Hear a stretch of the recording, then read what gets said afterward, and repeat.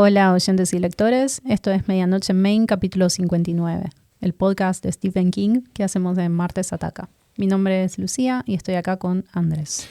Hola Lu, hola a quienes estén del otro lado escuchando este nuevo capítulo. Hoy vamos a hacer algo que no hacemos generalmente, que es tener de puntapié una serie. Lo hemos hecho un par de veces o a veces con películas, pero generalmente nos abocamos más a los libros. Pero, ¿me pones cara de que no? Sí, porque nos vamos a abocar al libro igual. Claro, pero el puntapié dije. Pero nos pareció que era pertinente grabar un episodio sobre It, Welcome to Derry. Sí, lo que pasó fue que dijimos, este episodio es re liviano, lo grabamos así, zip zap, y no era nada liviano. Tuvimos que volver a leer un montón de It, y sobre todo esas partes que están intercaladas en la historia que es más lineal. Así que había que encontrarlas y rastrear dónde están todos estos elementos que la serie toma para crear algo nuevo. Signo de pregunta. Sí, y también revisitar y repasar las películas que son las que dan origen a un montón de estos personajes que a veces en el libro están medio de costado y acá son resignificados. Así que era un trabajito. No salir a hablar, apenas salir a la serie y hablar solamente de la serie, qué nos pareció y qué nos gustó y qué no. Pero acá estamos. Sí. Bueno, como siempre, lo más importante es la historia y lo más importante es el libro. Uh-huh. Así que me parece que vamos a empezar por hablar sobre eso. ¿Sobre eso? Todo lo que está en el libro y está en esta serie. Y más adelante, hacia el final del capítulo, sí podemos hablar sobre lo que es particular de la adaptación. ¿Podemos decir que es la adaptación de Andy Muschietti? ¿De Andy y Bárbara Muschietti? Y de Fuchs. Sí. Sí. Bien. La premisa de It, todo esto viéndolo a través de la óptica de Derry como el personaje más importante que se desprende de la novela para después crear esta serie, es esta pregunta que se hace Mike Hanlon. ¿Es posible que toda una ciudad esté embrujada? Y Mike entra también en detalles sobre la definición de haunt en relación a haunted, que sería embrujada, y dice que la definición que más le asusta es sitio donde comen los animales, relacionando haunt con cazar. Sí. Entonces, Derry es un lugar que está habitado por un depredador. Es un tipo de madriguera, ¿no? O las cañerías serían la madriguera y esto es su territorio, donde caza y se lleva comidita. Claro, en realidad es su territorio, como bien decís, y Derry y sus pobladores son los que están ocupando este lugar. ¿Es esta una de esas historias de origen que resignifican al villano y terminas diciendo, bueno, pero en realidad tenía bastante razón? Claro. ¿Querés que antes de continuar diga la sinopsis de la serie? Yo sé que me miras con cara de tengo muchas ganas de decir mi sinopsis. Sí, decí tu sinopsis. Más que nada para entender dónde arranca. Y bueno, entiendo que todos los que están escuchando vieron la serie, pero no viene mal este repaso. ¿Se va a spoilear la serie en esta instancia en que hablamos sobre la novela? Sí. ¿Se va a spoilear la novela todo el tiempo? Sí, también. 27 años antes de que Mike Hanlon se una al Club de los Perdedores, sus antepasados llegan a Derry. Leroy, su abuelo y piloto de la Fuerza Aérea, es destinado a la base militar local y asignado a una misión secreta. Mientras tanto, una serie de misteriosas desapariciones de niños despierta lo peor de Derry. Amistad, racismo, humor y fuego. Mucho fuego nos convocan a un nuevo ciclo de violencia. Bienvenidos. Y mucho racismo. Mucho racismo. Bueno, vamos a empezar por el tema del origen de It y todo este lore de los nativoamericanos y del meteorito que expande la serie. Esto es exclusivo del Muschietti-verse. Sí. Empieza en las películas y acá se retoma porque lo bueno de que esta serie esté desarrollada por la misma persona es que no está ignorando las instancias previas y todo lo que ahí se construyó se continúa, ¿no? Tiene como solución de continuidad. Sí, es que no tendría sentido que esta serie exista si no se basa en las películas. En las películas, la tribu originaria de Derry, o de lo que en el presente se llama Derry, se llaman Yokopiwa. Uh-huh. Y es una tribu inventada, no es algo que haya existido en la historia de Estados Unidos de Norteamérica, que en la película les revela a través de un dispositivo que Mike Hanlon robó cómo funciona el ritual de Chod. En la serie, a esta criatura que combatían los Yokopiwa le llaman Galú. Sí. King escribió en It, la novela, que existen varios nombres en diferentes culturas. Por ejemplo, glamour en gaélico o manitú para lo que entiendo que eran los nativos americanos, que no tienen un nombre, a quienes no se les asigna un nombre de tribu. El ritual de Chod en el libro proviene de los Himalayas. O sea, no tiene nada que ver con nada de lo que está planteado en las películas. Lo que sí proviene de las tribus indias es la Smoke Hole Ceremony, que me imagino que se llamará en español ceremonia del agujero de humo o algo así, que esas tribus usaban para tener visiones que les dijeran más o menos qué hacer ante la adversidad. Ahí es donde en la historia oficial el Losers Club ve el origen de It, tiene esta experiencia extrasensorial en la que esto que pasó hace como mínimo 1 millón de años, según creo que es Richie. Sí. En la novela It cae del cielo, esto sí lo tiene en común con la serie, pero no en una nave espacial ni un meteorito. Según Mike, cuando es niño, dice algo así. Era como el arca de la alianza que figura en la Biblia, con el Espíritu de Dios dentro. Solo que eso no era Dios. Con solo sentirlo, verlo llegar, uno sabía que eso era malo, que tenía malas intenciones. Y según Richie, en este mismo momento de la historia, It vino de, entre comillas, afuera de todo y dejó un cráter enorme donde después construyeron el centro de Derry. O sea que, como decía Anne antes, It está ahí desde el principio de los tiempos e incluso antes de que existieran los hombres, excepto quizás algunos perdidos en algún otro continente que en ese momento estaba poblado, a diferencia de Estados Unidos. Esto es bastante diferente de lo que se muestra en la serie. Sí, mismo esta explicación vaga del nombre que le dan diferentes tribus da también a entender la existencia de distintos esos en distintos lugares del mundo y la posibilidad de que existan distintos seres con características similares. ¿Sabes que tengo preguntas sin responder sobre la capacidad de eso para estar en varios lugares al mismo tiempo? No, yo creo que son distintos. Sí, que no es pero el mismo. En esta serie está en varios lugares al mismo tiempo. Y me da la impresión de que en la novela no. Buena observación. No tengo una respuesta que me haya dado el canon. Claro. Pero, o me la comí. Claro, pero siempre es uno solo. Por más que sea omnipresente, estamos hablando siempre de la misma criatura. En realidad, una cosa no excluye la otra. Pueden ser varias que estén en varios lugares al mismo tiempo, con varios nombres, según interpretación cultural de la región. Pero en la serie se hace muchísimo hincapié en que es una sola criatura que está encerrada en Derry. Sí.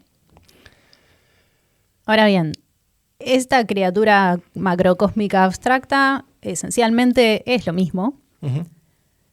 Y otra diferencia en relación a cómo adopta la forma con la que se hace más popular, que es la de Pennywise, es que en la novela no especifica de dónde salió. Bob Gray, como se presenta varias veces la entidad, es su identidad humana y la usa varias veces, no sé si como un disfraz más o como un disfraz al que le tiene más cariño porque es el más humano de todos los que va desplegando, pero sí figura su nombre. De hecho, cuando le manda la navaja a Henry Bowers, que si no me acuerdo mal está en el manicomio, no sé, el remitente de esa carta dice Mr. Robert Gray, Derry, Maine. Sí, en el libro la explicación es mucho más vaga de quién es Robert Gray, y mi conclusión es que es eso, un seudónimo Tal vez es la representación de alguien que vio esta entidad. O tal vez no. Pero sí, pero no es esa no persona. Es un ser humano que se llamaba Robert Gray. Ajá. En realidad no sabemos, pero por cómo está presentado y por cómo está también disociado del resto de la historia de Derry, a diferencia de la serie, que lo que propone es una suerte de árbol familiar, que en cierto modo termina influyendo en lo que Pennywise hace o no hace, o en qué tipo de alianzas o de favores recibe. En el libro no tenemos ningún tipo de contexto. Se usa creo que 2 veces este nombre, 3 como mucho, Sí. y lo deja abierto a la imaginación. Sí, cuando se escribe la serie, toman estas cositas sueltas para darle una forma mucho más corpórea, inclusive con el personaje de la señora Kersh. Sí, que es el siguiente del que quería hablar. Que también en el libro es una persona, es una representación de It, que no tenemos más nada de ella. No estoy de acuerdo. No, tengo pruebas para demostrar por qué no estoy de acuerdo. Yo sé lo que vas a decir, pero puede ser todo una invención, Sí. un personaje que crea It para asustar a Beverly. Yo creo que la información que da la novela sobre la señora Kersh, cuyo primer nombre no se menciona nunca, tiene como un nivel de detalle muy particular que te hace sentir que eso pasó. A diferencia de Bob Gray, que es más podría ser cualquier nombre. Sí. La señora Kersh aparece en la novela cuando Beverly es adulta y va a buscar el departamento de su padre, si no me acuerdo mal, y el cartelito de la puerta dice Marsh. Claro. Pero cuando después sale del departamento y pasan cosas, resulta que decía Kersh. Le abre esta señora que la invita a tomar el té y dice en un punto ser la hija de Bob Gray, pero después se empieza a transformar y toda la conversación se desvirtúa y se vuelve esta pesadilla terrorífica en la que surgen muchos temas de estos que trauman a Beverly en su vida adulta y sobre todo en relación a su papá. De hecho, cuando Beverly se va, el departamento siempre había estado abandonado. Es otra máscara de It, eso está clarísimo, pero puede o no haber estado basado en una persona real. Detalles que aportan hacia la interpretación de quizás esto sí fue una persona real que la criatura se cruzó en algún momento. Y se dicen por encima en la novela, pero después la serie levanta y construye a partir de ahí, son los siguientes. La señora Kersh trabajó en un hospital muchos años, desde 1925 hasta llegar al cargo de, sería como mucama superior. No sé si housekeeper se traduce como mucama. ¿Por qué sumaría ese detalle en la conversación? O sea, me parece que la entidad no se toma tanto trabajo.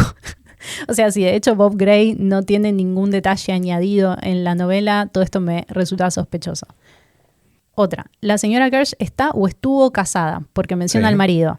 La serie introduce al marido, que se llama Stan Kersh, y es el carnicero de Derry, que, bien jugado, le dio el apellido Kersh porque el de soltera en la serie es Gray. Claro. Y como dice acá mismo en el libro, ella es la hija de Bob Gray, o sea que esto tranquilamente podría ser parte del canon de la novela. Y el último detalle, que es donde voy a estar tirando más de la soguita, pero bánquenme. La señora Kersh, en el libro, es una inmigrante sueca que llegó en 1920 a los 14 años sin dinero. Stephen King nombra a este personaje por Irving Kershner, que es el director de The Empire Strikes Back. Y el primer nombre, que en la serie es Ingrid, no aparece en el libro, pero una de dos. O eligieron que se parezca a Irving o buscaron que parezca sueco. Por ejemplo, Ingrid Bergman. Claro. O sea que este es un detalle que de alguna manera también podría conectar la serie y el libro. Sí, por eso creo que lo que hacen es tomar estos detalles que no sabemos si son ciertos o no en la novela y hacerlos carne. Decir, bueno, sí, esta persona realmente es alguien, no es solamente una máscara de It, y le vamos a dar sentido. Y lo mejor de todo es que es muy importante el personaje Sí. de Ingrid Kersh en la serie, porque está desde el principio en realidad. Es tipo Macaya, que fue a todos los mundiales desde el 58. Bueno, ella, al ser la hija de Bob Gray, está desde los ciclos más contemporáneos, que son desde 1908 hasta En la la fecha. serie. En la Porque serie. después, eso también, la serie tiene todos los años corridos porque está partiendo de las películas que ya habían corrido los ciclos para que los nenes, en vez de ser niños de los 50, sean niños de los 80 y todo sea un poco más divertido. Bueno, pero mismo esas fechas en la corrección quedan mejor y le da más sentido a que sea una inmigrante, porque decir que ella fue en 1920 no es una fecha cercana a las oleadas migratorias de Suecia a Estados Unidos. 1908 es mucho más cercano, porque las migraciones fueron en 1850, más por ahí. Pero el 20 no puede ser después de la Primera Guerra. Está un poco en el medio igual. Puede ser, pero después tiene mucho más sentido más cercano a 1900, a eso voy. Pero nada, le dieron para mí una mejor forma. Pero tenían mucho más con qué trabajar Sí. para el personaje de la señora Kersh que para Bob Gray. Claro. Por eso me parece súper inteligente cómo a partir de ella también construyen el otro. O sea, al ponerlos juntos, les da la posibilidad también de elaborar sobre Bob Gray, sobre un montón de cuestiones que vamos a hablar después. Básicamente lo que vos querés decir es que aprovecharon para que Bob Gray sea sueco. No País sé. de origen del actor que interpreta a Pennywise. No lo sé, yo quiero creer que sí. Bueno. Le pusieron Ingrid. Sí, y mismo en la serie en un momento es que suena una canción y los subtítulos tiran canción danesa, creo que dice. Sí. Danish lyrics. Que en realidad no sé si era danesa. No chequeamos si era sueco o danés. No. Pero ponele que es, si tiene sentido que también... Quizás eran de esa Esa parte nórdica. de Suecia que está muy cerca de Dinamarca, ¿viste? Donde hacen las dos pancitas. Claro, y que tal vez en ese momento estaba en disputa. Sí. Y otra cosa que, bueno, sí está en el libro y sobre lo que Muschietti está construyendo desde las películas es el latiguillo de la señora Kersh que dice: nadie que muere en Derry realmente muere. En el libro ella le dice a Beverly algo como: eso ya lo sabías, ahora créelo. Y la serie le agrega esta frasecita al principio que le da mucho carácter de ser algo que se sabe sobre Derry, ¿no? Como esto que se da por sentado sobre la cualidad embrujada de la ciudad, que es, ya sabes lo que dicen sobre Derry. Sí. Tipo lo que dice quién aparte, ¿no? O sea, solamente lo dice ella, pero tiene como este peso simbólico de que lo que estás viviendo siempre estuvo ahí y que esa es la lógica de Derry desde su concepción. Pasa que Ingrid lo que tiene es que es un personaje muy potente en cuanto a que si ella está esperando cada 27 años poder reencontrarse con su padre, es porque ella sabe lo que pasa en Derry, a diferencia del resto de los habitantes del pueblo. Entonces a ella ese dicho tal vez lo esparce, pero nadie se acuerda de que es una cosa eso. Sí, y también el hecho de que cuando nosotros la conocemos en las películas, que creo que es en la 2, Es en la 2. ella ya no está viva. No es una señora. Bueno. En la serie, no quiero hablar tanto de la serie ahora porque lo quiero dejar para más adelante, pero en la serie sí llegamos a verla cuando es viejita y está viva. Mi punto es que ella queda atrapada en esta lógica. Y hay algo que me llamó la atención de la serie, que tiene que ver con ese estado en el que ella queda trabada, que le hace creer a Beverly que es todavía una persona, pero después resulta que no, que es esta frase que explica un poco lo que pasa cuando mirás las Deadlights. Y dice: quedaría misericordiosamente aniquilado o viviría por siempre, demente pero consciente dentro del ser de eso, homicida, infinito e informe. Me parece que hay algo ahí que esta serie construye para el personaje de Ingrid Kersh, porque ya sabemos de antemano que va a quedar atrapada en una suerte de estado liminal. Sí. Y nos va a mostrar cómo es que esto pasó. Y lo tercero, que me parece quizás lo más poderoso de la serie y lo mejor desarrollado en el libro, es el tema del Black Spot. Sí. Que son los últimos capítulos de la serie, probablemente el mejor de toda la serie. ¿Qué tiene? ¿9, 10? 8 capítulos. 8. Bueno, este creo que es el 7. Y en la novela es una historia que el papá de Mike Hanlon le cuenta en el hospital cuando su hijo tiene 11 años y él está muriendo de cáncer, si no me acuerdo mal. La compañía militar esta, en el libro se llamaba Company E, e incluía varios soldados negros, entre ellos el papá de Mike, y resulta, como podríamos anticipar, que algunos blancos no querían soldados negros en las inmediaciones de esa base militar, particularmente en los bares. Eran 5 viejos como el consejo de la ciudad de Derry y tipo una docena de nazis que los apoyaban y se llamaban, no se llamaban, pero King se refiere a ellos como Derry's Old Line, que me imagino que es como que son como los habitantes originales de Derry, ¿no? El linaje de Derry. Entonces, bueno, crean un barcito que es especial para los soldados negros, donde pueden hacer la suya y no generar estas tensiones en los bares de blancos. Pareciera ser una instancia de la segregación que es un poco confusa, porque no es que ellos no pueden entrar, sino que a nadie le gusta que estén ahí. Hay una frase que lo explica bastante bien, que dice: sabíamos que los blancos te dejan competir con ellos, pero si empieza a parecer que vas a sacarles ventaja, alguien te rompe las piernas para que no corras tanto. Lo que sucede en relación a esto es que la Liga de la Decencia Blanca de Maine, me da risa que King especifica Rama Derry, había un montón, prende fuego el lugar con 200, 300 personas adentro, y de los cuales mueren 60 y 18 eran soldados. Esta es una de las historias más tétricas de It, sobre todo también por el contexto en el que está contándolo el papá de Mike y cómo él recibe esta historia.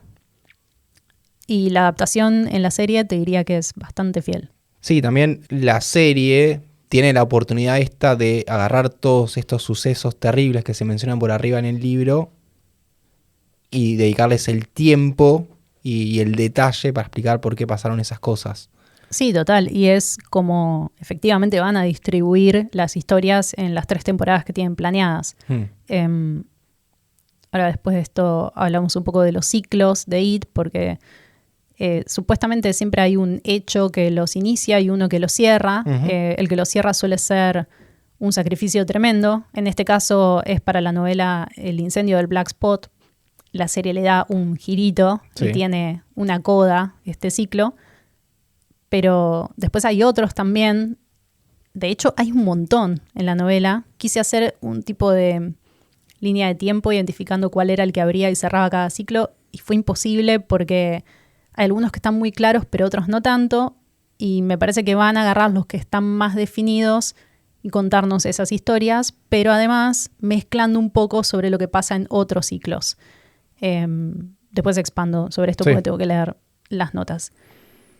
El detalle más interesante de la historia del Black Spot en la novela, y la serie después se apoya muchísimo en esto, es Dick Hallorann. Así es, tenemos una nueva versión de Dick Hallorann que, si sacamos de la ecuación la miniserie de The Shining, esta sería como la tercera representación de la historia de Hallorann. Está bien que en Doctor Sleep es como un fantasma que aparece. Sí, pero tiene un rol muy importante. Pero es muy importante, claro. Porque al igual que en Derry, nunca muere. Y sí, la serie agarra y lo toma como un personaje casi principal, a Dick Hallorann. Y es principal. Es un poco coral la serie, entonces hay varios personajes principales, hay varias líneas en simultáneo que se van corriendo. Los militares, todo lo que es la señora Kersh y Derry, y después los niños. Entonces, ponele que sí, es uno de los principales en esa línea. Y a la vez es la representación donde más se nos cuenta sobre cómo es y cómo él usa sus poderes. Sí. Y es un acierto. Sí, total. Aparte me encanta el actor que eligieron y todo lo que vemos en relación a Dick Halloran está buenísimo. Ahí la vieron. Dick Halloran en la novela es un soldado de primera clase. El papá de Mike dice que tenía máximo 19 años. Esto es muy diferente a la serie, donde ya tiene un cargo superior en el ejército y demás. Y se justifica porque no solamente están corridos los años, sino que todo su rol en esa historia va a requerir que sea una persona con cierto acceso al proyecto este. Y en la novela, él le salva la vida a varias personas que estaban en el Black Spot, mostrándoles dónde está la salida atrás del fuego. O sea, algo que los demás no podían ver, él se lo señala y lo salva. Describe que tenía ojos enormes como bolas de billar.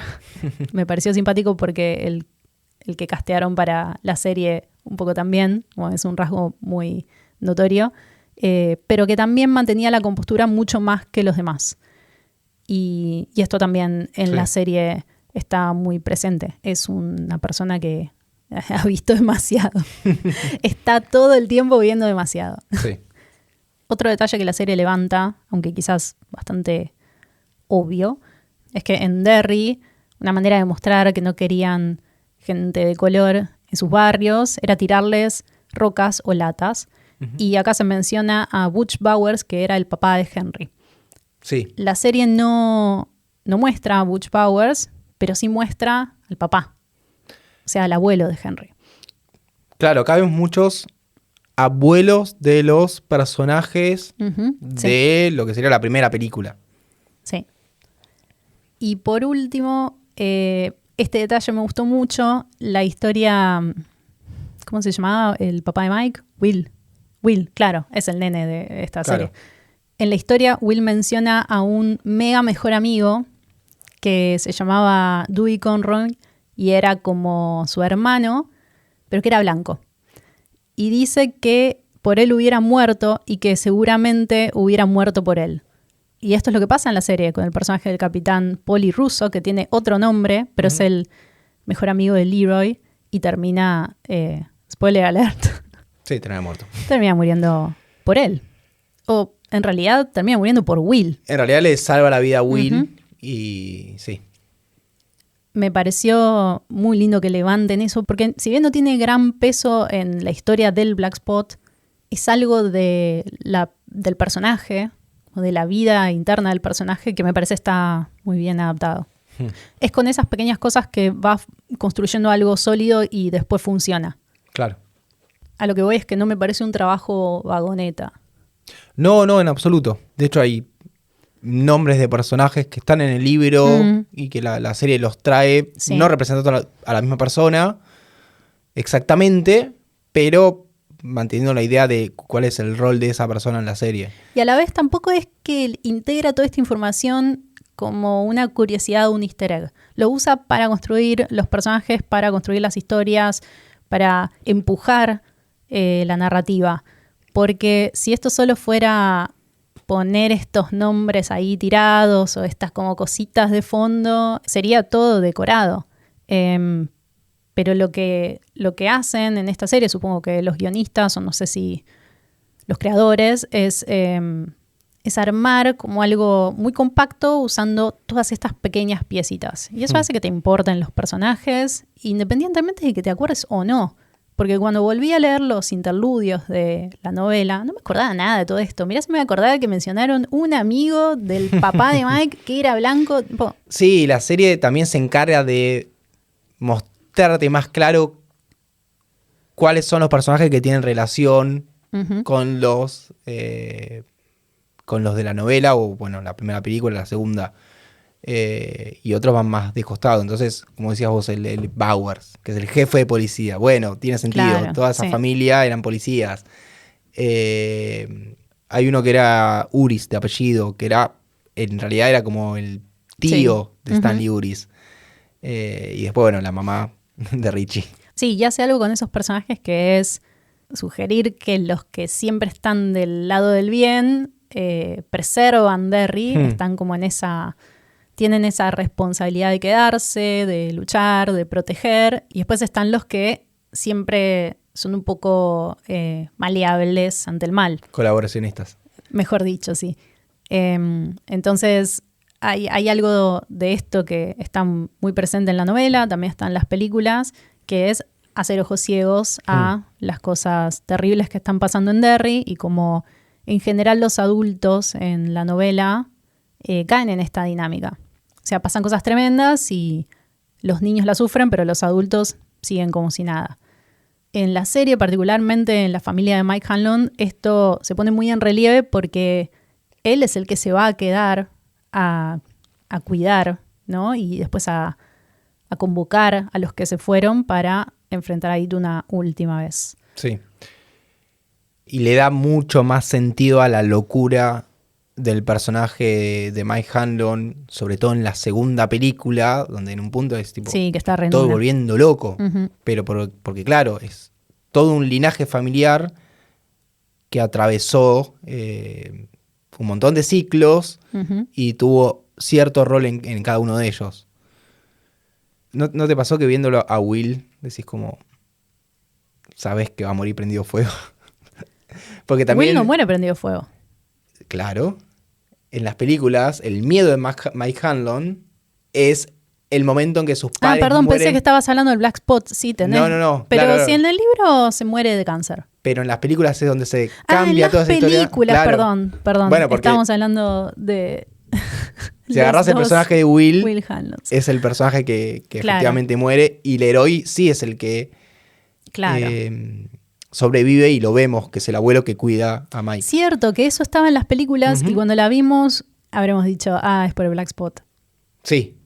O sea, cuando lo vimos sí, en el contexto de la serie, era como lo más similar a ese miedo generacional que tiene Mike Hanlon. Claro, bueno, sí, total. Y es muy tierno ese nene. No me gusta pensar en eso. Bueno, pero le pasa de más grande. Bueno, ¿querés pasar a la serie enteramente? O sea, tengo anotados los ciclos como Hablemos están en ciclos. El libro, pero son un poco un torre. No, pero yo creo que lo podemos hacer rápido y que quede mejor acomodado para los que ven la serie y tal vez quieran entender qué va a pasar en las próximas temporadas. Sí. Porque bueno, claramente estamos yendo de a 27 años para atrás. Uh-huh. La particularidad y la diferencia entre la serie y la novela es que los ciclos son bien cerraditos, son de 27 años. En la novela es mucho más. Y entre 24, 27, 28 años, duran 12, 18 meses. Es mucho más impreciso. Tiene mucho más sentido porque es una entidad macrocósmica que ¿por qué carajos iba a acomodar a nuestro calendario? Sí, eso es un poco extraño como recurso. Pero bueno, acá deciden que sea mucho más exacto. Es un poco más fácil de explicar también, porque sí. En la novela hay varios ciclos que se mencionan porque dan las matemáticas, pero tampoco te cuentan muy bien qué pasó, o quizás te cuentan una cosa que pasó, como el que es de 1740, 43, que desaparecen los colonos, pero no te dice muy bien cuál es el inicio, cuál es el fin. Más atrás te vas, más impreciso es, tenés menos datos. Cuanto más atrás es más impreciso. Pero puedes llegar a vincular, encontraron tantos cadáveres y probablemente... Sí, y además es el trabajo que hace Mike Hanlon cuando se queda. Él recoge todos los testimonios de los que siguen vivos, revisa todos los libros de historia y va encontrando los patrones que podrían indicar cuáles son las tragedias que dan inicio y fin a los ciclos. Bueno, en ese sentido podemos ir de, entre comillas, el presente o las fechas más recientes. ¿Para atrás? Para atrás, uh-huh. Sí. Por ejemplo, en el libro estamos hablando de 84-85, en la película 2016. En ambos casos el asesinato de Adrian Mellon es el disparador y la destrucción de It es uh-huh. como el evento de clausura de ese ciclo. Con esa gran inundación que quiebra en el libro, Derry y rompe el vínculo con la entidad. Claro, que en el libro desaparece Derry, básicamente. 27 años para atrás, en las películas 88-89, en el libro 57-58, disparador, la muerte de Georgie. El final es, en la novela es el primer ritual de Chud, Y en la película es más o menos lo mismo, es como ese enfrentamiento, no está el ritual per se, pero es el enfrentamiento de ellos con It y It escapando. Sí, la particularidad de ese ciclo, que esto está en la novela, es que el final es prematuro. La criatura no llega a cerrar Claro. su ciclo y por eso queda todo medio podre, medio inconcluso, hasta que ellos vuelven y ahí sí desvinculan Derry de It. Vamos más para atrás. En el libro 1929-1930, que sería este momento en la primera temporada de It, Welcome to Derry. El disparador es la masacre de la banda de Bradley. Que va a estar en otra temporada. Que va a estar en otra. Ese corrimiento va a acomodar algunas fechas, ya vamos a ver ahí. Y el cierre es el incendio del Black Spot. Eso es igual en la serie. Y en el disparador en la serie es muy parecido al siguiente ciclo, que es, bueno, la muerte de Matthew. Y después, bueno, todas las apariciones de niños. Sí. Se parece más al anteúltimo ciclo. Sí, en general, por más que no está especificado siempre, todo el tiempo están desapareciendo una banda de nenes. Por momentos dice que durante los ciclos son 170, 130. Siempre son muchos y solamente están documentados los que se reportaron. Claro. Eso es una constante en todos los ciclos de It. Ahora bien, en la novela se habla de un ciclo entre 1904 y 1906, que es el que concluye con la explosión de la fundición de Kitchener, que es el más esperado, que va a estar en la tercera temporada. Y el disparador no lo encontré muy precisamente, pero entiendo que también son desapariciones de personas. Sí. No es tan claro. Sí, a mí me pasó igual. El disparador per se no lo encontré, pero hay otro hecho que está dentro de este ciclo, que es cuando un leñador que se llamaba Claude Heroux, después tiene como un nombre en francés, no sé cómo se dice, entra en un bar que se llama Sleepy Silver Dollar y mata a un montón de tipos a hachazos. Claro. Y esa historia es bastante larga, de hecho, porque se la cuenta, creo que se la cuenta un viejo residente a Mike, y tiene todo un trasfondo de que se estaban tipo sindicalizando y había como toda una explicación larguísima. Eso pasa en 1905, o sea que está dentro de podría ser un ciclo. disparador, sí.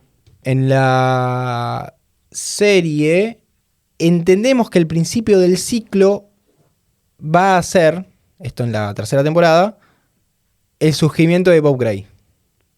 Y no, o sea, no sé si es el inicio, pero sé que va a pasar en ese ciclo. Ah, perdón, vos ya estás en la tercera temporada. En la tercera temporada. Claro. Yo me olvidé de decir algo sobre la segunda temporada. A ver.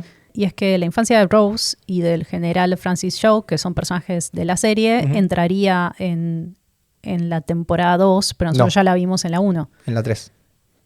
¿Cómo? Pero no sería en... Ah, claro, porque en la 3. Porque vos pensás que en 1908, tanto Rose como Francis como Ingrid son chiquitos. Claro. Y por eso ahora los ves todos más o menos de la misma edad. Es verdad. Es cierto. Y ese corrimiento de la masacre de la banda de Bradley a 1935 nos permite que al final, el primer ciclo de ese siglo, medio trabalenguas, sea más o menos por las mismas fechas. 1904, 1906, 1908. Claro. Se termina acomodando. Y bueno, la conclusión es, en ambos casos, creo que ya lo dije, que es lo de la explosión en la función Kitchener. Igual en la serie, no sé si se menciona esto, pero todo lo que pasa con las tribus nativoamericanas, los Yocopiwa, y si no me equivoco se menciona también que en un momento desaparece una caravana con colonos o una cosa así. Sí. Eso sí habría pasado antes del siglo XX. Yo creo que todos esos acontecimientos previos van a estar insertados en la serie. Claro. Así como vemos la explicación de It. En la novela hay un par de historias más que también están muy buenas, que corresponden a ciclos anteriores. Hay una que entra en el ciclo de 1876-1879 y no sé si empieza o tiene en algún momento 4 linchamientos públicos, incluyendo un pastor de la iglesia metodista, creo, que había ahogado a sus hijos y le había disparado a su esposa. Y también tiene otra que es una masacre de leñadores que estaban en una cabaña en una parte del río que se menciona mucho, que se llama Kenduskeag, donde después están los Barrens, que es una zona muy importante en la novela, y acá creo que no la hemos visto en la miniserie, pero sí está en las películas. Y otro que también está muy bueno es uno del ciclo anterior a ese, 1851 al 54, que es un personaje que asesina a toda su familia y se suicida. Claro. Tranqui. Claramente, a medida que pasan los años y Derry crece, los sacrificios son mayores. Igual funciona bastante bien esto narrativamente y como pilar de la novela, que a medida que Mike Hanlon recupera la información y empieza a meterse en estos registros como mucho más antiguos, de los que ya no quedan sobrevivientes ni testigos, todo es más confuso. Nunca obtiene todas las respuestas. Y tiene bastante sentido. Sí. O sea, es bastante verosímil que sea así. No hay registro de muchas cosas que pasaron en, no sé, 1715. Pero sí se saben algunas cosas sueltas que ya también adquieren un poco el carácter de mitos. Claro.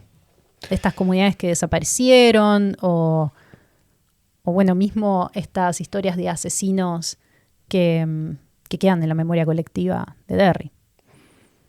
Antes de pasar a la serie, Sí. creo que deberíamos hacer un mea culpa porque cuando grabamos el episodio de la segunda película y hablamos de toda la parte de la señora Kersh y Bob Gray, lo primero que dijimos fue, esto da para un spin-off. ¿Y por qué haríamos mea culpa? Por haber tenido razón. A mí me encanta tener razón. Yo me voy a Porque arrepentir de lo que dije. Porque acto siguiente dijimos, ojalá que eso no pase. De alguna forma Bueno, no estábamos de acuerdo que haya un spin-off. Tal vez porque pero lo pensábamos ¿cuáles eran como... las chances de que la haga Muschietti a tono con las películas? Tal vez porque lo pensábamos como una película y no como una serie Sí. de HBO. Sí. Que eso es importante recargar. Ah, sí, tiene toda la producción y la platita. Sí. A partir de acá es lo que yo pensé que iba a ser el capítulo y resulta que no, había no sé cuánto tiempo antes que había que repasar. También porque me generó un poco de confusión la serie en relación a qué pasaba efectivamente en el libro. Ya en un punto no me acordaba qué venía de los pequeños cambios de la película y qué era algo recuperado de la novela. Claro, porque el canon es la película. Y para este universo, sí. Y me parece que está bien. Esto lo hablamos un montón cuando salió Doctor Sleep en relación a la película de Kubrick, a The Shining. Bueno, ya hablamos bastante sobre cómo recoge los pequeños detalles y va construyendo subtramas o contextos a partir de ahí. Pero hay otra cosa que la serie hace, y también habían intentado hacer las películas con mayor o menor éxito. Mi opinión es que acá funciona mejor, que aprovecha lo audiovisual para materializar algunos dispositivos y algunos rituales que en el libro son simbólicos e imposibles de representar. Por ejemplo, esta daga meteoro, que tiene unos símbolos calados y es un arma contra la criatura que, la verdad, se entiende bastante mejor y tiene bastante más potencial dramático que estos rituales metafísicos que transcurren en la mente de los personajes. Sí, en el cuarto capítulo hay una muy larga explicación, pero muy bien metida, de quién la cuenta y por qué la cuenta así. ¿Quién lo hizo y por qué lo hizo? Sobre el Galú, sobre el origen de It en Derry. Y hay una vuelta de tuerca en esta idea de que es un meteorito cayendo sobre la Tierra o un bólido o lo que fuere, que es que en realidad It estaba enjaulado en una estrella que al caer sobre la Tierra se destruye y es liberado. Y esa daga que mencionás es parte de esa jaula. Y hay toda una explicación de cómo los nativos americanos decidieron, en vez de irse de Derry cuando empiezan a llegar los colonos, de, bueno, vamos a armar una jaula todo alrededor de Derry usando estas dagas. Entonces, acá es cuando It no se puede ir. A diferencia del libro, que es que, no, él está ahí porque quiere estar ahí. No se puede ir. Y que no se pueda ir significa que no puede expandir su mal en todo el mundo. Hasta que llegan los milicos y dicen, ¿y si podía?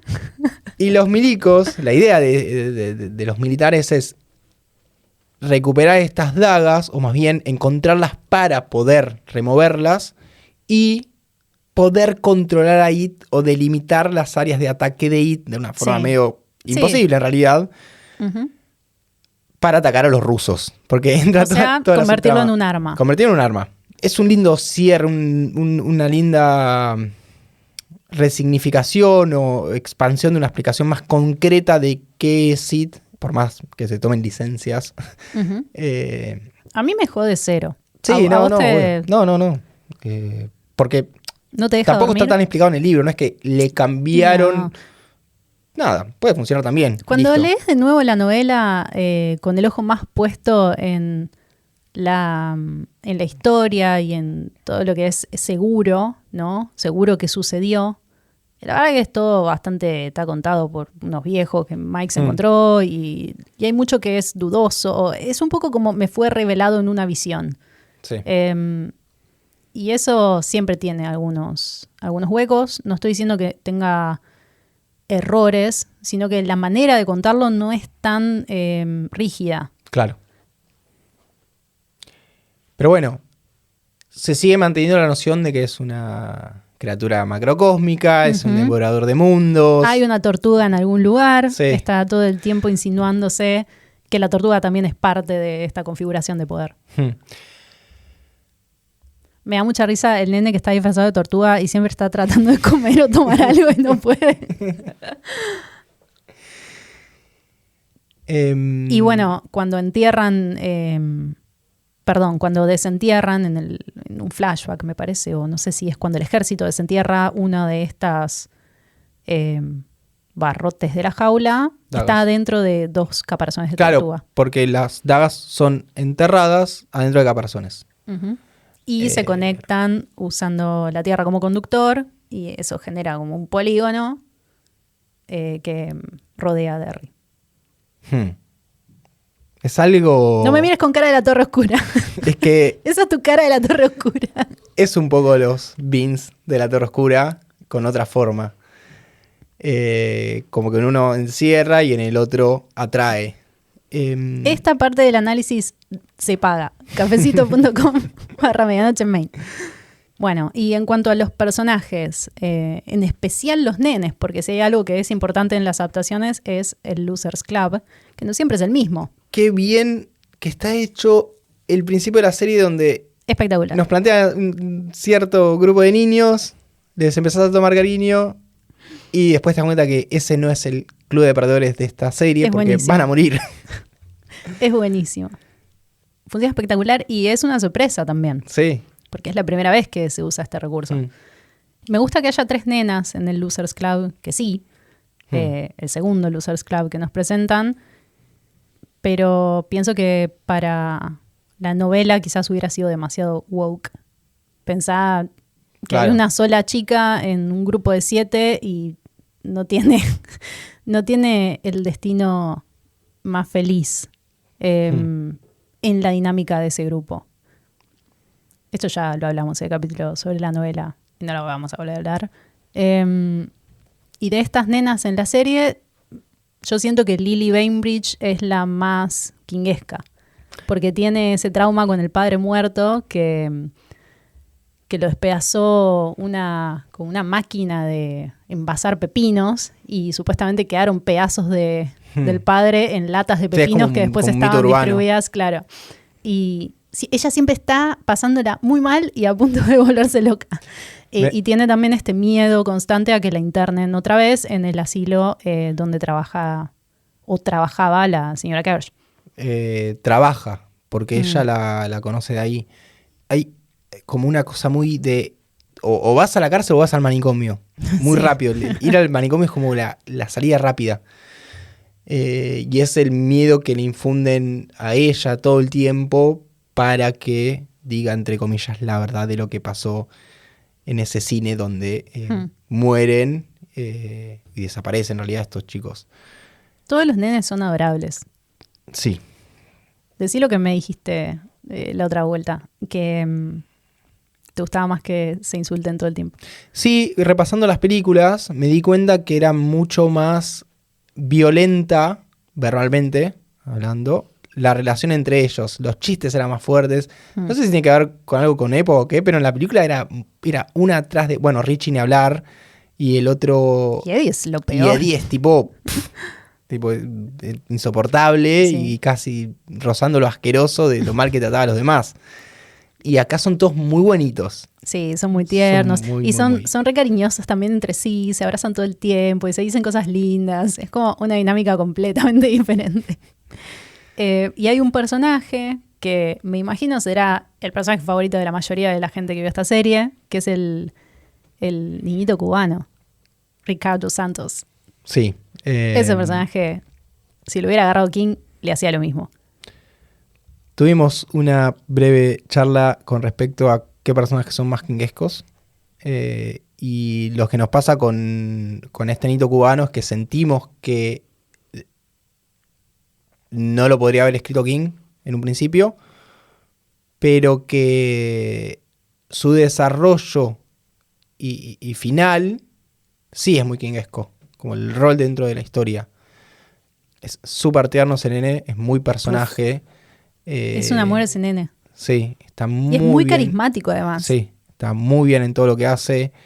La secuencia del Black Spot, donde hay como una maduración de golpe, la de declarar el amor, tomar alcohol, tocar la batería de una banda, como Sí. muchas cositas que pasan ahí en muy pocas horas y que termina siendo, la secuencia en donde muere, que se sacrifica en realidad. Es tremenda.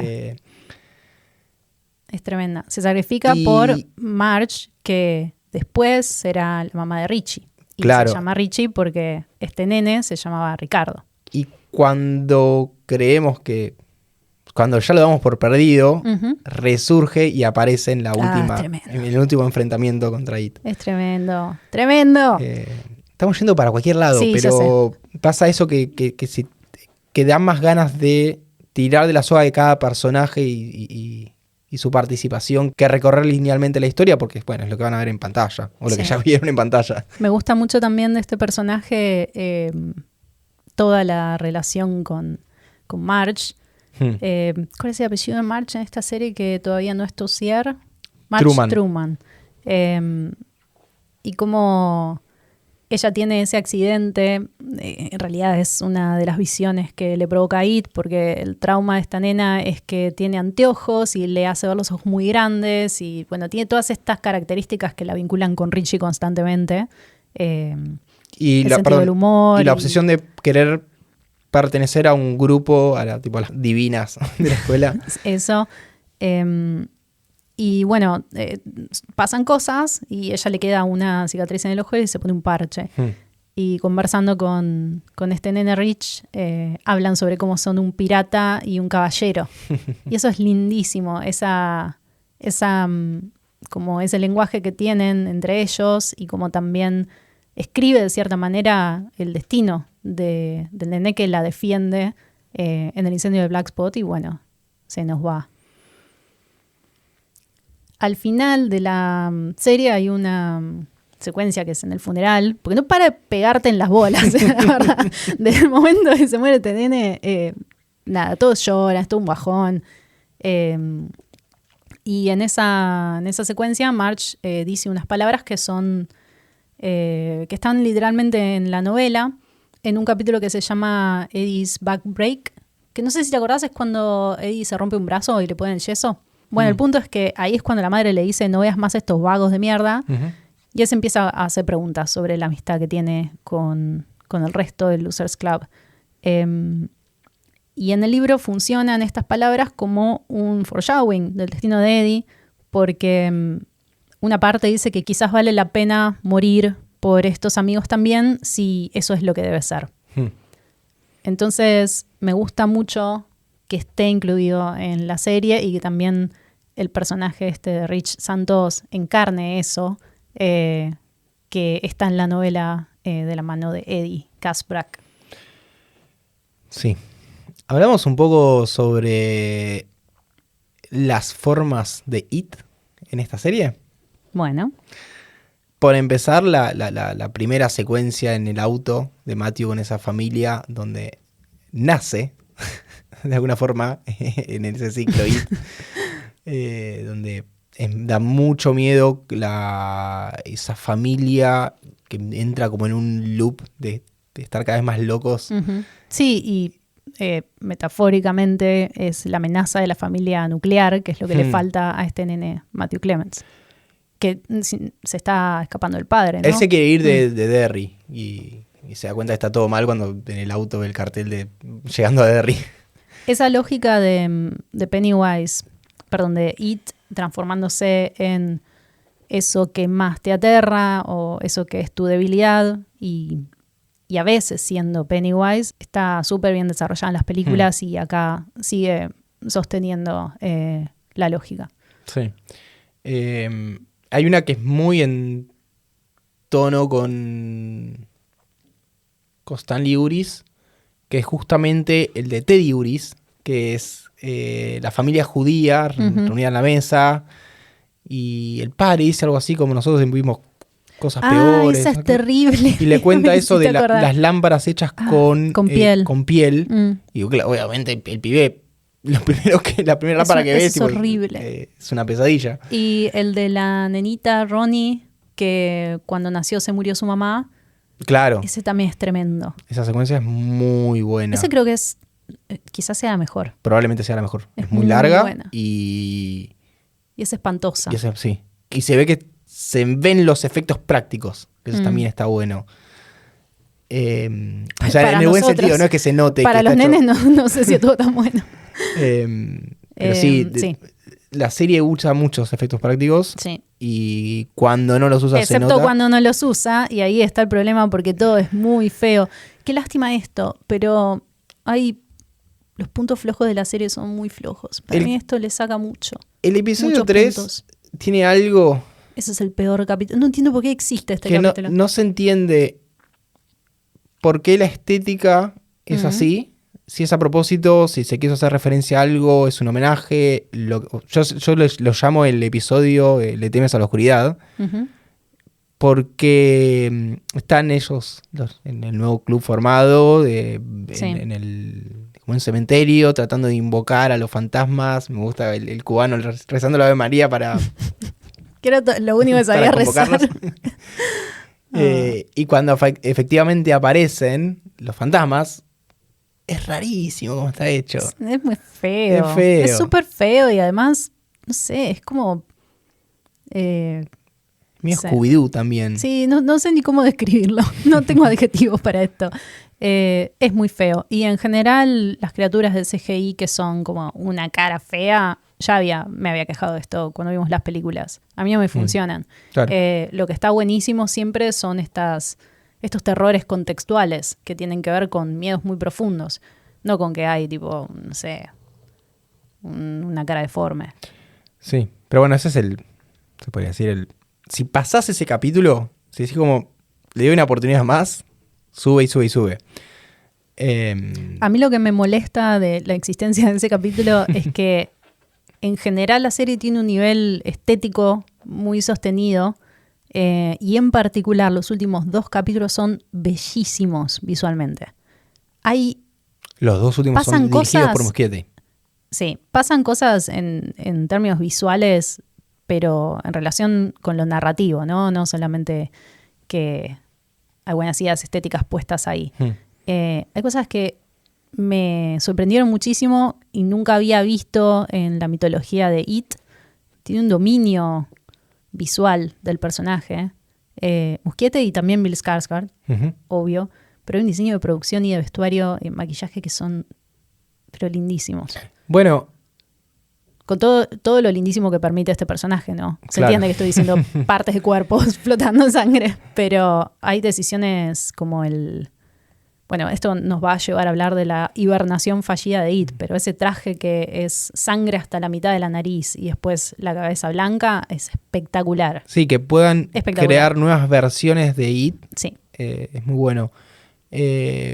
Un personaje que aparece recién en el quinto, sexto capítulo. También es una muy buena decisión narrativa. Es muy bueno eso. Ujú. Porque ya sabemos cómo es Sid, ya sabemos quién es. No, Ujú. no lo necesitamos desde el capítulo 1. O sea, no con esa forma. No con esa forma, obviamente. Y se luce de una manera... Bueno, el laburo de Bill Skarsgård, tanto para representar a Pennywise o a It, y para ser Bob Gray antes de morir, Lo amo. también es buenísimo. Lo amo con esa prótesis espantosa, como la pelada, como toda venosa, con 3 pelitos blancos. Es horrible. Y todo hinchado los Re huevos, hinchado los como huevos. deprimido. No, es... Bueno, y es aparte espectacular. es bien malo con los nenes también. Claro, porque está hinchado los huevos. Por un lado... Y los nenes, o sea, lo invaden muchísimo. Por un lado los quiere y hace este acto, ¿no? No sé si los quiere, pero por un lado claramente quiere entretenerlos y hacer este acto que a los nenes les encanta y qué sé yo. Pero por otro lado, no sé si le gustan mucho los niños. Porque cuando se le acerca la criatura con la forma de este niño, pobrecito, que igual le salió bastante creepy, no le quedó muy cute ese disfraz. Le dice, se perdieron mis papás, ¿me ayudas a buscarlo? Es como, no, rajá. No es que estoy tomando de mi petasca y fumando un pucho, pensando en la muerte. Todo lo que es Bob Gray, Pennywise y Periwinkle me parece que está buenísimo. Visualmente, Pennywinkel es... a mí me encanta. Sí. Me encanta. Y esa secuencia en la que Periwinkle ve las Deadlights me parece espectacular. Visualmente es muy poderosa y también... lo que construye en la historia, hacia dónde va eso después, que en realidad es hacia lo que ya vimos. Y acá también hay algo muy, muy bien relacionado entre forma y contenido, porque se habla sobre cómo It percibe el tiempo y nosotros estamos desde las películas hasta acá recorriendo el tiempo de una manera muy poco lineal. Uh-huh. Me parece que todo funciona muy bien. Sí, lo que mencionas del tiempo, hay una conversación entre It y Maggie, donde It da a entender que él ya ve como que ve el futuro, Uh-huh. o sea, él ya sabe que va a morir, pero a la vez no lo puede evitar. Sí. Como dice algo así como que it's all the same for little Pennywise, como que Uh-huh. It's all the same. Todas las vocecitas y las inflexiones de diálogo que hace Bill Skarsgård me destruyen. Es muy gracioso. Y hay un montón de cosas que hace porque sí. No es que hay alguien viendo a Pennywise en ese momento. Claro. Bueno, las hace porque le copa. Pero bueno, esta noción del tiempo no lineal, de que, aunque nos pese, se resume en el tiempo es todo el tiempo para Pennywise. Sí, total. Nos da una idea en la que él se va a poder mover no mover en el tiempo, pero sino vivir el tiempo sabiendo muchas cosas en simultáneo. Uh-huh. Es un poco Doctor Manhattan. Sí, pero a la vez no puede Uh-huh. evitar ese desenlace. Uh-huh. Porque si no, literalmente la mato a la mamá de Richie y ya está.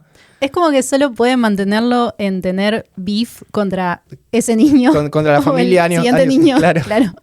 Solo puede odiarlos específicamente a ellos, pero no quizás... por más que Marge dice, por eso me quería matar a mí. Y hay algo que le impide matar a Marge en la trama, pero a la vez te da a pensar si en realidad nunca hubiera podido matar a Marge. Claro.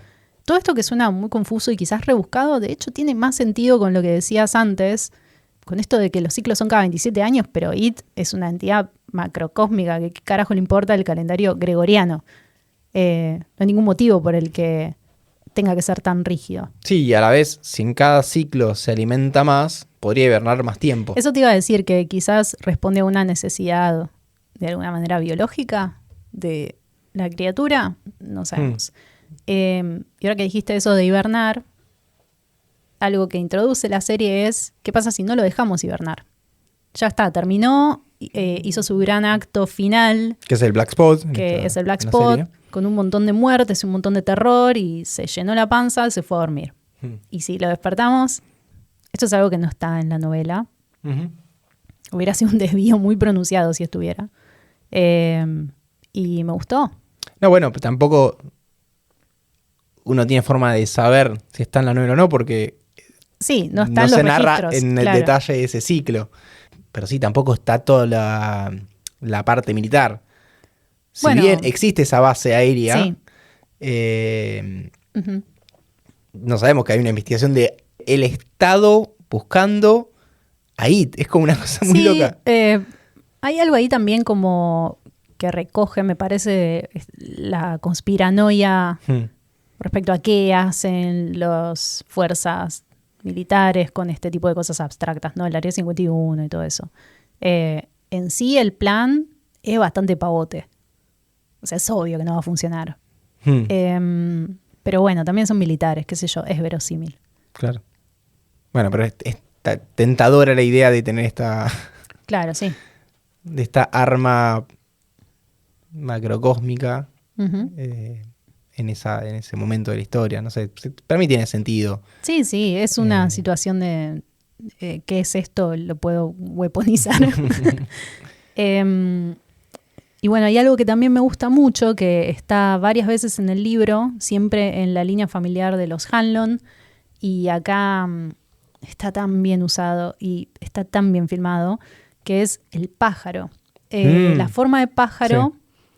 que también es un poco como un murciélago o como un tipo de pájaro prehistórico, y solo se usa como último recurso de IT para alcanzar a estos niñitos que están a punto de enjaularlo de nuevo. Sí. Pero los planos son bellísimos. Sí. ¿Por qué es tan El último lindo capítulo esto? en la neblina es impecable. Es hermoso, todo lo que Sí. es la caravana. Los niños flotando, que es muy parecido a Storm of the Century. Sí, sí. Toda esa tonalidad azul en general tiene una vibra muy Storm of the Century.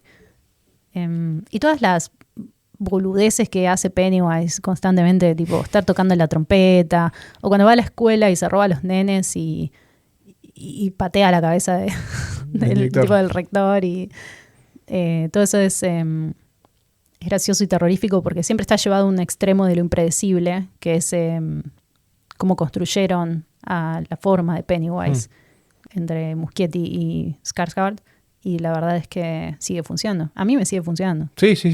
Siento que no me está haciendo siempre el mismo truquito. Por eso tengo que guardarlo para los últimos capítulos o para media temporada. Está muy bueno porque si no, sería muy aburrido que esté todo el tiempo ahí. Y pierden gracia los diálogos también si lo sobreexplotás. Acá hay pocos y todos son muy graciosos. Bien. ¿Te gustó? ¿No te gustó? ¿Verías la segunda temporada? Sí, más vale. A mí me gustó. En particular, bueno, lo que más me gusta es esto que dije. Bueno, ya dije que esto es lo que me gusta. Lo que menos me gusta también es el capítulo 3. En general, no me gusta el CGI y las criaturas que no tienen razón de ser. Pero la historia sí me gusta y creo que conecta bien con la novela. Evita caer en pavadas como los easter eggs. Excepto porque creo que vuelve a aparecer ese mate de mierda. Y está Muschietti un par de veces también, que se castea a sí mismo como hombre en la feria en la época de Bob Gray. Sí. Que vos decís como, este es un pedófilo. En la 2 también aparece. Aparece de fondo en la farmacia cuando va ahí. Es verdad, también. Tiene como una cara de que él estaría del lado de la criatura igual. Él está con los Bowers. Sí, con respecto a los easter eggs, pasa mucho que al ser una serie, capítulo a capítulo, en el mundo de internet sobre todo, es este es tal, este es tal. Y tipo, como que estás armando una cosa que después te va a explicar la serie. Mismo el final atado directamente a la primera película. Tenemos... Sí, a un momentito antes de la primera película. A Beverly, la misma actriz, encontrándose con la señora Kersh el día que su madre se suicida. Y eso le da mucho más sentido que su miedo después de adulta sea esa señora. Era la única que podían usar porque todos los nenes pegaron el estirón. Ya son otras personas. Bueno, igual está... Se muy gira medida, un poquito, con ropita ahí. Muy medida ahí la chiquita, aparición, sí. Y el padre está también el padre, pero no sé si es el mismo actor, pero también muy poquito se muestra. Y es el último papel de la señora que interpreta a la señora Kersh en las películas, porque era muy viejita y se murió. Sí. Tenía como Y porque en 90 las películas años. está muerta. Claro. Bueno, ¿y a vos te gustó? Sí, obviamente. Sí, me gustó. Creo que me gustó más en el segundo visionado. Y porque también lo ves todo seguido y Sí, vas uniendo mejor me hizo dar cuenta de que no había cosas puestas al pedo y que empieza a construir muy de a poco cosas que después por ahí te olvidaste que ya las había empezado a construir. Parece sólida. Bien. Se puede hablar de un millón de cosas de la serie de It, de este gran universo. Quedan muchas de lado, no porque sean menos importantes y nos interesen menos, sino porque, bueno, tratamos de rescatar lo que lo primero que se nos vino a la cabeza. ¿Viste el meme video que es un chabón con teléfonos? Sí, con dos teléfonos y después va y escribe 2 más 2, 5. Claro, es un poco así. Yo estaba como cargado de información y después no sé si lo que dije es correcto o no. Pero nada, me dan ganas de meterse en cada capítulo, en cada personaje y tirar de la soguita. Pero estoy segura de que existen otros podcasts que hacen eso. Sí. Nosotros tardamos un mes porque tengo que hojear el libro a ver dónde estaba lo que decía Mike Hanlon sobre el año 1704. Pero, por ejemplo, para no dejar de lado, no hablamos nada de los Grogan, que es como... ¿Qué son los Grogan? Los Grogan son la familia de... Ah, bueno, cine. Pero eso quizás es lo más propio de la serie que no afecta tanto. Claro. Pero en la serie es súper importante porque es el personaje que están persiguiendo a los blancos. Sí, que, bueno, sí, no sé si y que a la vez culpan de la desaparición de los chicos. Claro. Sí, no sé si tiene una incidencia tan grande en la historia general. Me parece que es un poco... O sea, entiendo lo que decís, obviamente es principal esa línea argumental, pero no sé si se entrecruza tanto, no sé si está tan entrelazada con lo que importa. Claro. Es más un vehículo donde la gente de Derry deposita su gana de linchar a alguien. Sí. Bueno, entendemos que habrá 2 temporadas más, no creo que las cancelen. Lo bueno de que cambian de Losers Club todo el tiempo es que no quedan pegados a que los nenes crecen en 5 minutos. Eso está buenísimo. Los que van a crecer son, si querés usar la misma nena que hace de Pennywinkle en 1908. Supongo que... Pero pone otra nena. Pones otra nena. Sí, ya fue. Pero, ya ni me acuerdo cómo era. Pero la señora Kersh tiene esa nenita cuando es joven y trabaja en el hospital, en la que está en esta temporada, y la grande. O sea, tiene todas esas ya representaciones de distintas actrices. Sí. Y supongo que habrá más. Porque entendemos que ella va a ser como un personaje recurrente en la serie y... No sé, los Hanlon ya no están, porque vimos el principio y ya sabemos cómo es el final. Claro. Pero bueno. Ese espíritu de ir contando la historia a través de diferentes personajes que formaron parte también está muy alineado con la novela. Sí. Bueno, sobre este tema yo no tengo nada más para decir, pero quiero decir algo sobre otro tema parecido. ¿Querés acaso aprovechar el espacio para desquitar tu bronca hacia cierta persona sin pelo? Voy a hacer adaptación shaming. ¿Qué pasó? Nada, dicen que Flanagan va a adaptar The Mist. Mi opinión es no. Basta. La cortás. Encima con ya The Mist está. Ya intentaron hacer la serie. Pero además y salió mal. The Mist es de Darabont. Es de Darabont. Es dentro de todo... Es de un colaborador frecuente de King, no es de cualquier rancio que hizo una adaptación espantosa. Claro, entiendo que ya van casi 20 años, pero no hace falta The Mist. Las que están bien hechas no hace falta. El tema no es tanto que no hace falta, que es algo que a mí no sé si me molesta tanto, pero sí me parece que se está generando un monopolio de Flanagan, porque está, mientras hablamos, adaptando Carrie, La Torre Oscura y The Mist. Y ya adaptó Gerald's Game, Doctor Sleep y The Life of Jack. Parece que se están golosinando mal. Y no es divertido a la larga ver la mirada de un solo tipo sobre este otro tipo.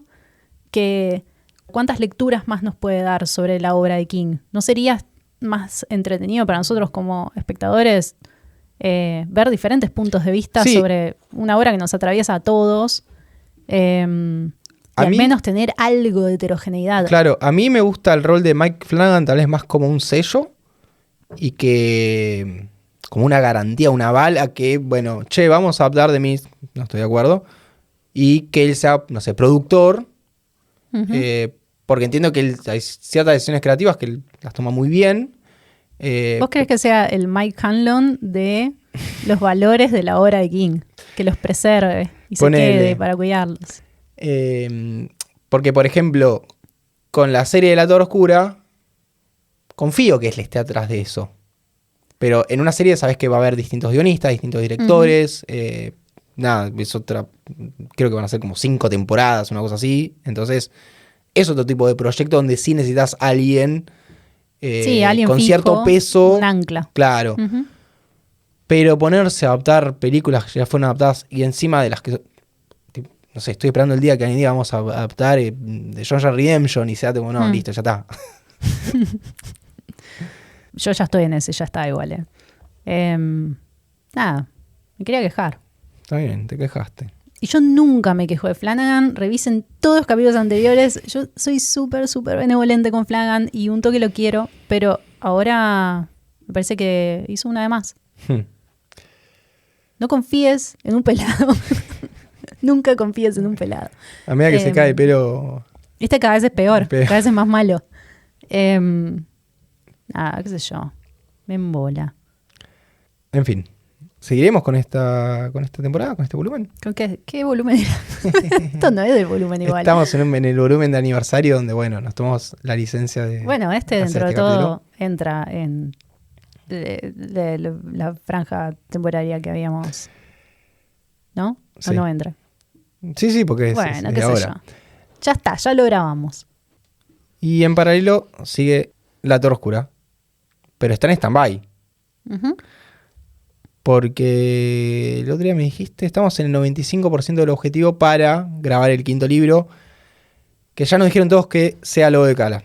Y va a ser Sí, ese no corregí cerrado. el cafecito, pero ya los Definitivamente. escuchamos y sí, es ese. Igual agradecemos a todos los que Obvio. siguen pidiéndolo. Y bueno, eventualmente será grabado cuando se termine esa meta. No hay mucho más que decir, que nos pueden escribir en nuestras redes sociales, en Twitter más que nada, que es @martesataca, #medianoche en main, o dejar comentarios en Spotify y o en YouTube y o en Cafecito, cuando dejan cafecitos. Ujú.